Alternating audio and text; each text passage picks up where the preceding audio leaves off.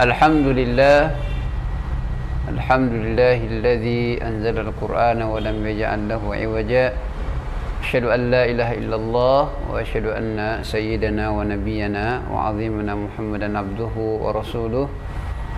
Salawatullahi wa salamu alaihi wa ala alihi wa ashabihi wa man tabi'ahu bi ihsani ila yaumiddin. Summa amma ba'du. Para pemirsa, sahabat Ekisma dimanapun berada, alhamdulillah kita menjadikan syukur kita kepada Allah bahwa bisa bertemu kembali lagi di kajian kita melalui akun Facebook, juga mungkin di YouTube. Alhamdulillah kita bisa melanjutkan kajian kita dengan kitab Rudda Ilayya Ruhi, bi ayyi qalbin nalqa rudda ilayya ruhi. Dengan hati apa nanti akan kita pakai bertemu dengan Allah Subhanahu wa taala, dan kita minta agar Allah Subhanahu wa taala mengembalikan ruh ke dalam hati kita.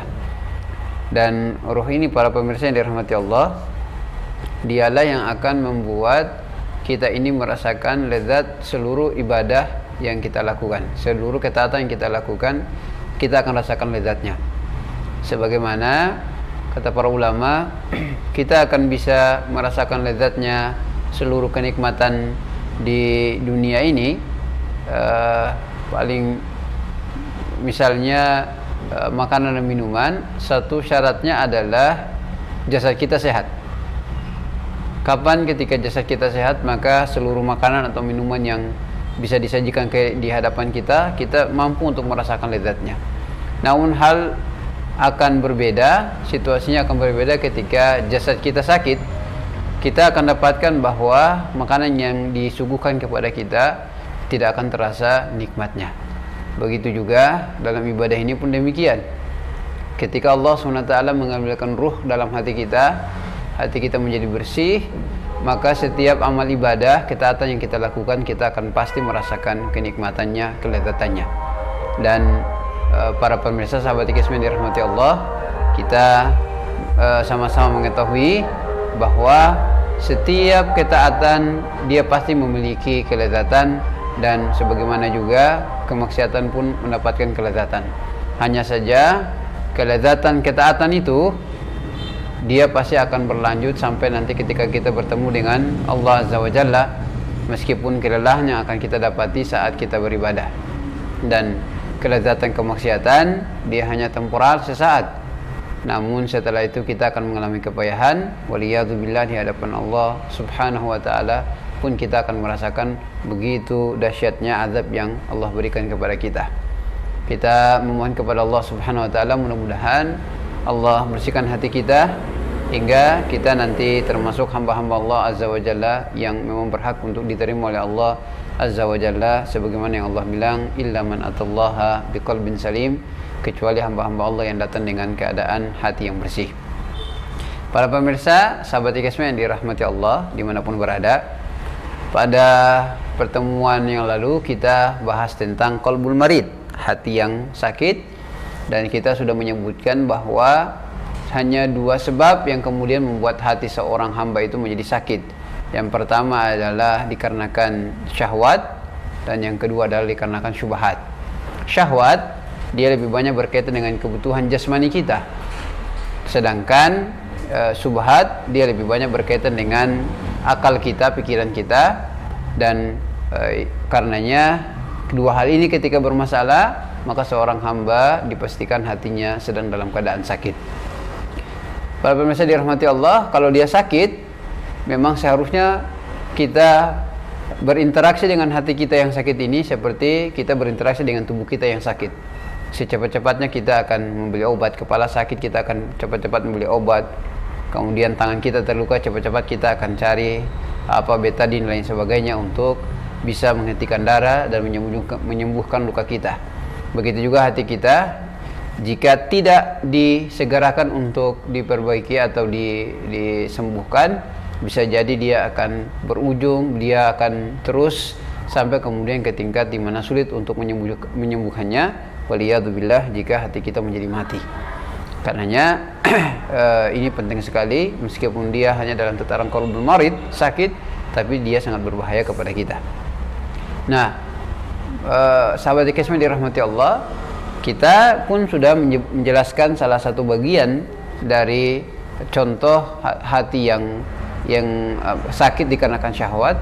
Yang pertama kemarin adalah kita jelaskan tentang hubbu, cinta untuk jam'ul mali wad dunya, cinta untuk mengumpulkan, suka untuk mengumpulkan begitu banyak harta, kemudian mengumpulkan dunia dan sebagainya. Ini adalah salah satu syahwat yang dijelaskan oleh para ulama yang sangat berbahaya bagi diri kita. Dan secara umum saja bahwa harta ini adalah sesuatu yang memang Allah SWT sudah titipkan pada diri kita, fitrah kita. Hanya saja yang diminta oleh kita adalah bagaimana kita mengelola harta kita itu dengan baik, uang kita dengan baik, apa yang kita miliki dari tanah dan lain sebagainya, ladang dan seterusnya, bagaimana kita mempergunakannya dengan baik. Tidak ada salahnya kita mencintai hal tersebut, karena memang Allah SWT pun menegaskan demikian. Hanya saja diarahkan yang lebih baik cinta kita kepada harta. Salah satunya yang benar, yang salah satu cara benar ketika kita cinta kepada harta adalah menginfakkan harta itu di jalan Allah SWT, baik itu berupa zakat atau kita berinfak, bersedekah, bisa juga wakaf. Dan sahabat kita sudah dirahmati Allah, jangan ragu-ragu kalau mau infak, mau zakat, wakaf, di sini tempatnya. Ya kesma maksudnya. Baik, sahabat kita dirahmati Allah. Yang kedua, syahwat yang kedua yang akan kita bahas pada kali ini adalah syahwat hubbus syuhrah. Syahwat ingin untuk menjadi orang yang populer. Jadi popularitas adalah salah satu bagian dari penyakit yang bisa membahayakan seseorang, yang kemudian berefek pada hatinya. Kata beliau di sini, walahu suwarun khafiyah wa jaliyah. Jadi rupanya kita ini suka popularitas, atau kita ingin untuk orang mengenal kita. Itu ada bentuknya, popularitas ini bentuknya ada yang khafiyah, samar-samar, dan ada juga yang sangat jelas, terang. Misalkan di antara bentuk kita itu suka popularitas, suka terkenal, tapi bentuknya itu sangat samar-samar, adalah hubbu, kita senang tusdilul majalis wal isti'thar bil kalam wa fardil istima' alal akharin. Kita ingin sekali kalau di majelis-majelis yang ada, pengennya kita itu yang berbicara, dan kita pengen orang lain mendengar apa yang kita bicarakan. Di seluruh kesempatan kita ingin untuk selalu tampil untuk berbicara. Nah, tampil selalu pengen untuk selalu berbicara, kata pengarang buku, itu adalah hubbus syuhra yang khafiyah, yang bentuknya adalah samar-samar. Kesempatan apa aja kita pengennya terus berbicara. Maka itu, kata beliau, bagian dari suka untuk kita menjadi orang-orang yang ingin untuk dikenal oleh banyak orang, dan itu penyakit. Sampai-sampai Rasulullah Sallallahu Alaihi Wasallam sendiri pun secara jelas-jelas menjelaskan kepada kita tentang betapa bahayanya mihrab, podium-podium,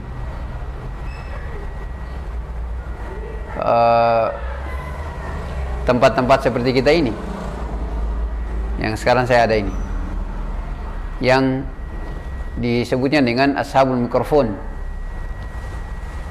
orang-orang yang dekat dengan mikrofon. Kata Rasulullah SAW, ittaqu hadhil madzabih, yakni al-maharib. Jadi di masa Rasulullah SAW, Rasulullah bilang, berhati-hatilah kalian dengan tempat penyembelihan, yaitu mihrab. Kalau dulu memang wadah untuk tempat untuk berbicara itu adalah mihrab. Orang sering naik ke mihrab, lalu kemudian kemudian berceramah atau berpidato dan lain sebagainya, sehingga semua orang mendengar. Tapi kali ini kita sudah semakin luas. Bisa jadi dengan podcast begini, bisa jadi juga dengan hal-hal yang lain yang hari ini kita dapatkan, toa dan lain sebagainya, atau yang kita kenal dengan mikrofon itu. Ketika kita sering sekali maunya sedikit-sedikit pegang mikrofon, sedikit-sedikit mikrofon, itu bisa berbahaya juga bagi hati kita, karena bisa jadi terbesit kecintaan kita untuk menjadi orang-orang yang popularitas. Jadi Rasulullah memantik kita. Rasulullah bilang tempat mikrofon itu adalah tempat penyembelihan. Beliau bilang fal mihrabul ladzi ya'idhu minhu al-wa'iz mathalan min al-madzabih.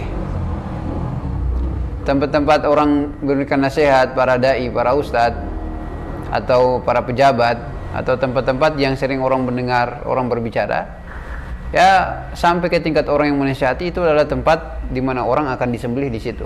In lam yurai huwal amal bima yaqul. Jika dia tidak perhatikan tentang amal yang mesti dia kerjakan atas apa yang dibicarakan di tempat mihrab itu, atau yang dibicarakan dengan mikrofon ini.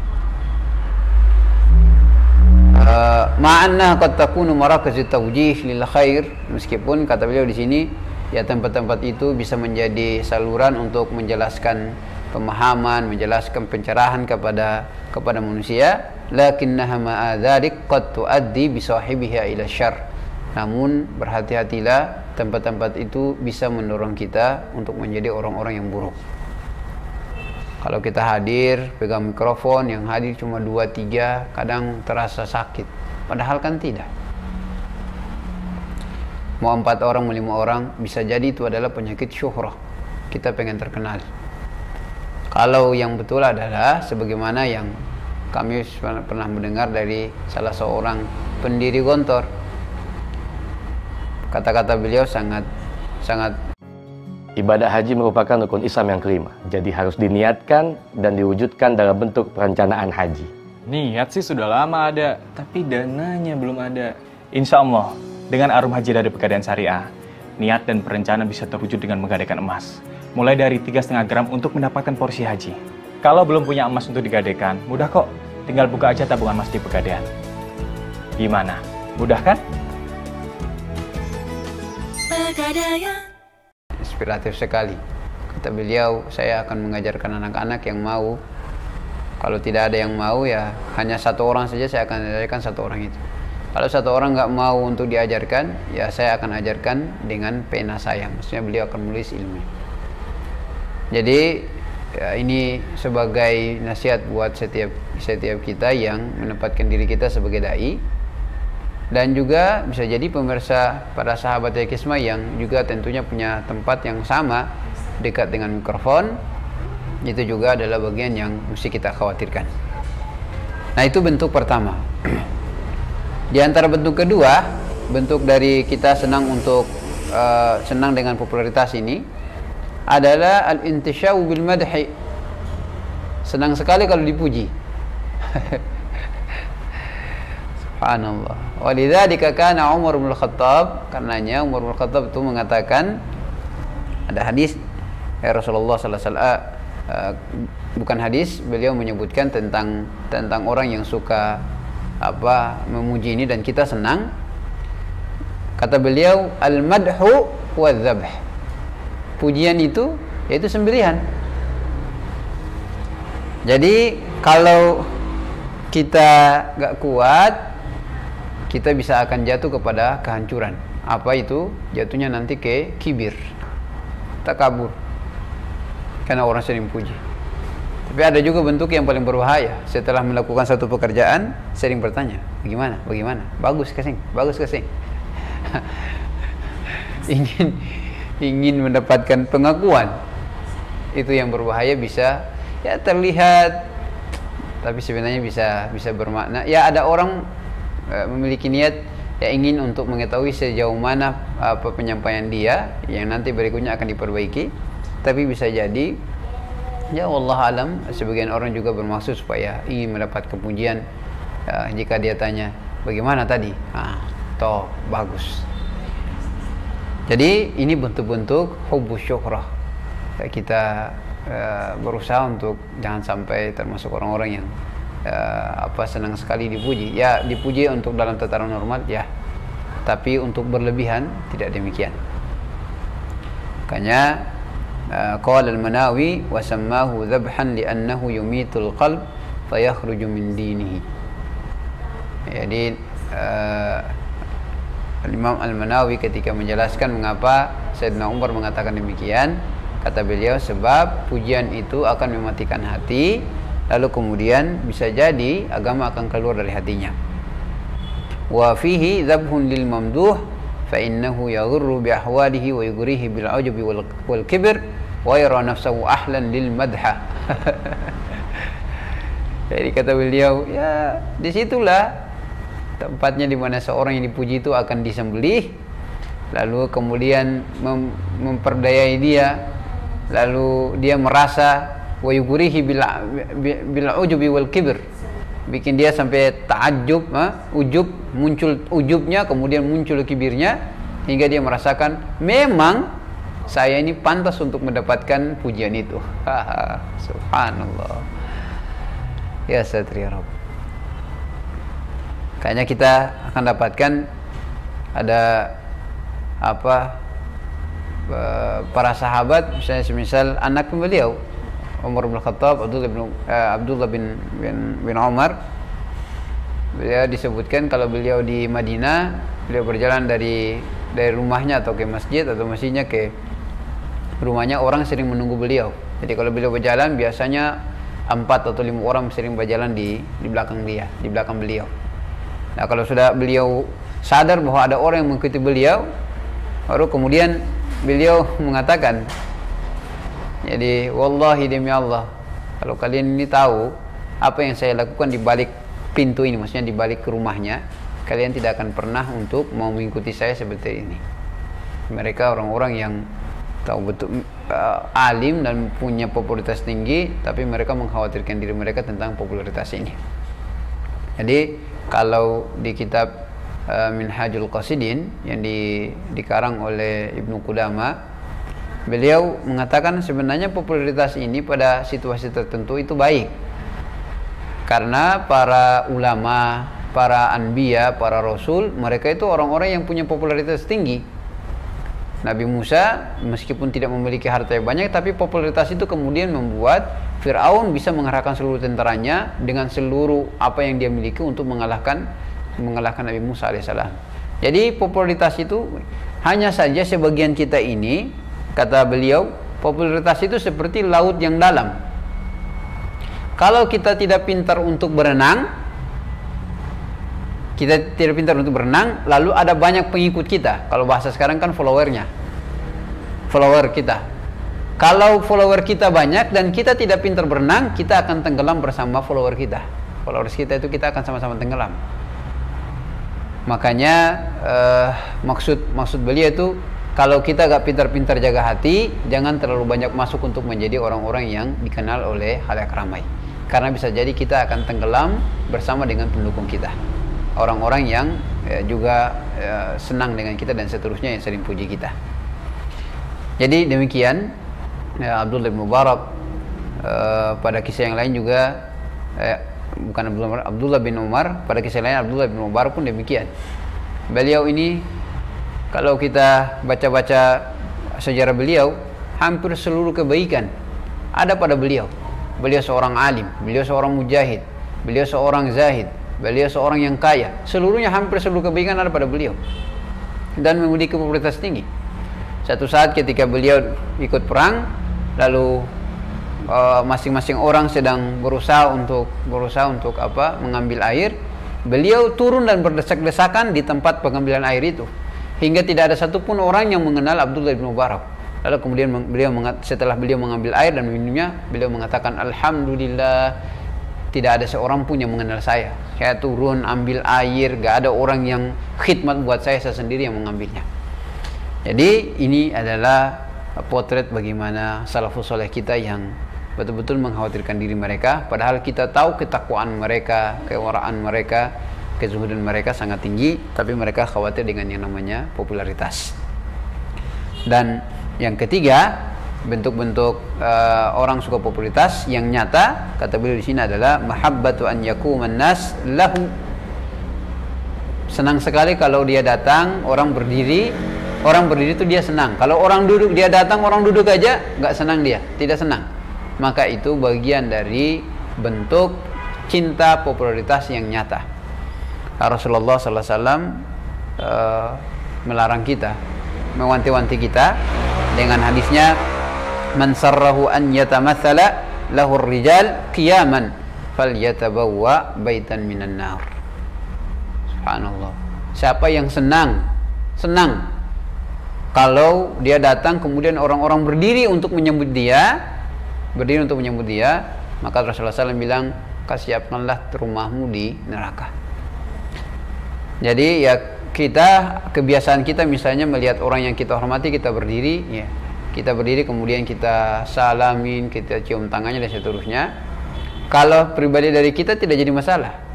Tapi orang yang datang itu, yang kita segani itu, kalau terbesit dalam hatinya senang orang berdiri untuk menyambut dia, itu yang jadi persoalan. Itu jadi persoalan.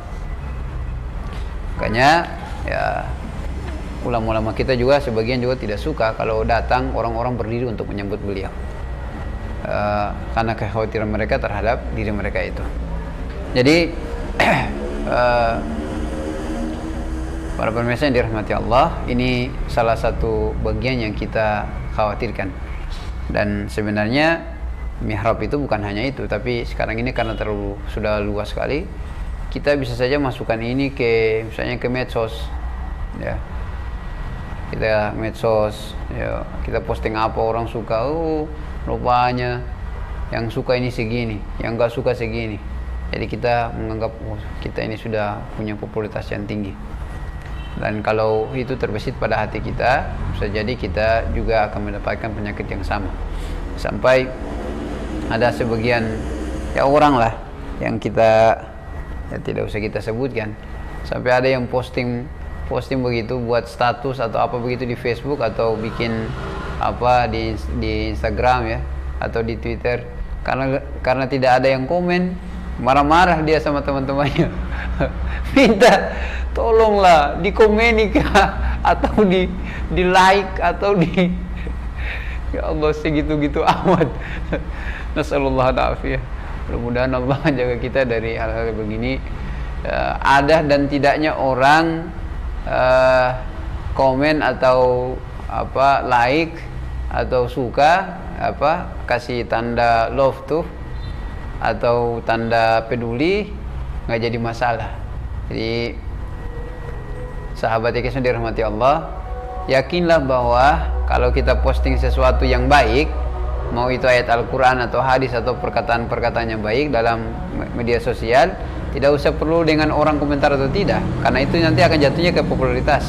Tapi yakinlah bahwa kita meskipun tidak ada yang komen, yakinlah bahwa pasti ada yang membaca. Saya yakin para sahabat yakin semua, para pemirsa yang sering main medsos pasti akan pernah membaca tulisan-tulisan atau status meskipun tidak di like. Jadi insya Allah kebaikan yang kita buat itu di status dan seterusnya, di Facebook dan seterusnya, tidak akan pernah dilupakan oleh Allah SWT. Tulis salah kebaikan, pasti insya Allah orang setelah itu juga akan membaca apa yang kita tulis. Para pemirsa yang dirahmati Allah, sahabat Ekesma yang dicintai Allah, saya kira ini bagian kedua dari bentuk-bentuk syahwat, yaitu kita senang sekali dengan popularitas. Insya Allah nanti pada pertemuan berikutnya kita akan bahas dengan bentuk-bentuk syahwat yang lainnya, yang mungkin bisa jadi dalam beberapa tahun ini akan dekat, yaitu syahwatun hubbur riasah, senang menjadi orang-orang yang pemimpin, ingin menonjol menjadi pemimpin. Bagaimana syahwat itu, insya Allah akan kita jelaskan pada pertemuan berikutnya. Nasallallahu, kita minta kepada Allah SWT agar Allah sucikan hati kita, Allah bersihkan hati kita dari kecintaan untuk dikenal oleh orang. Kita ingin untuk dikenal di langit para malaikat dan Allah Subhanahu wa ta'ala, hingga kalau Allah SWT telah mengatakan si fulan bin fulan aku cinta Allah, aku mencintainya, maka dipastikan seluruh malaikat, hamba-hamba Allah yang mulia itu juga pasti akan mencintai kita. Dan tidak mungkin, pasti hamba-hamba Allah di bumi ini pun akan mencintai kita. Yang jelasnya kita tidak sedang mengejar popularitas, kita sedang seluruh kita mengejar keridhaan Allah Subhanahu wa taala. Aqulu qouli hadza wa astaghfirullah wa sallallahu ala sayyidina Muhammad wa ala alihi wa sahbihi wasallam. Walhamdulillahirabbil alamin. Assalamualaikum warahmatullahi wabarakatuh.